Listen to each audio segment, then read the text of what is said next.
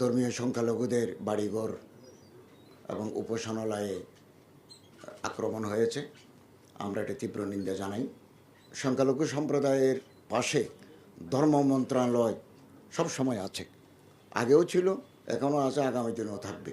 এবং আমরা জেলা প্রশাসকদের মাধ্যমে ক্ষতিগ্রস্ত উপাসনালয় এবং যাদের বাড়িঘর বিনষ্ট হয়েছে, যাদের অন্যান্য ক্ষতি হয়েছে, তাদের তালিকা আমরা মন্ত্রণালয়ের মাধ্যমে সংগ্রহ করছি। এবং আমরা আগামীকাল বিকেলে মাননীয় প্রধান উপদেষ্টার সাথে সংখ্যালঘুদের নেতাদের আমরা একটা বৈঠকের ব্যবস্থা করেছি।